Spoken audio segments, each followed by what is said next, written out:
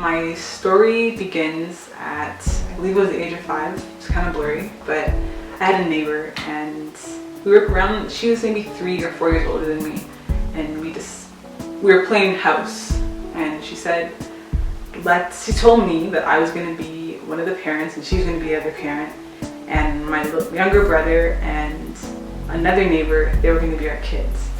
And she decided that the parents had to go to like the parents' quarters or whatever. And because of that, she decided that parents had to do parent things. And at that stage, she decided to try out something new on me. And it happened a couple of times. I don't remember when it stopped, but I don't know if it stopped when she moved or if it stopped before that. But it took me like maybe at age 11, that's when it really hit and I realized what was happening. It really was kind of weird. I hanged out with boys a lot, so I was really a tomboy, and it was tough, and I never really understood I never felt like I could relate to the same sex, and I didn't know how to properly express myself with the opposite sex, so I became really promiscuous from a young age. I didn't know how to just be a friend with a guy, and some people took advantage of that, and sometimes I took advantage of other people to kind of fill that void that I always had. So I kept on doing that for a while. I went through high school and I was pretty quiet, but in my head a lot of stuff were going on. I wasn't sure if I was straight or if I was gay or if I was just a weird person or what was going on. I battled with it. And many people wouldn't even realize that I was battling with it because it was really in my head.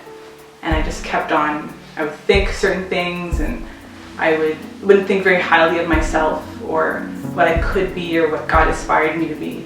Even when I decided or accepted the call to ministry, it still really hit me hard. I was still really, I didn't want to face that part of myself.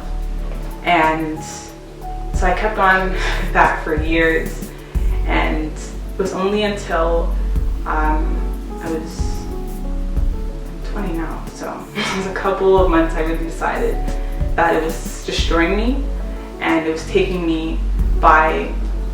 control over me, and I decided to go to SA, which is Sexaholics Anonymous, and I fell into the fellowship, and I learned that there was a lot of things that happened in the past that I had to face, so I faced those things, and I cried where I needed to cry, and I really learned, one of the major steps that I learned was that I had to surrender.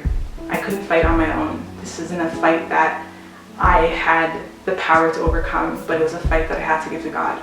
So I ended up learning something that I thought I was always in control. I always felt like I was in control when I really wasn't. And I had to learn that God had to be in control. So on January 21st of 2015, I surrendered completely to God, and I gave Him every piece of baggage that I had with me from the age of 5 going up. And that was so freeing. It was surreal. It changed everything. I was happier. I was more confident. I knew God in a way that I never knew Him before. And yeah, I feel real joy now. I feel real peace and happiness. And I can really say that when you surrender everything to God, when you give God everything, all your hurts, your pains, your happiness, like everything that you have, it changes things. And He makes your life so much more complete and whole. So my name is Britt Hudson, and I've been rescued.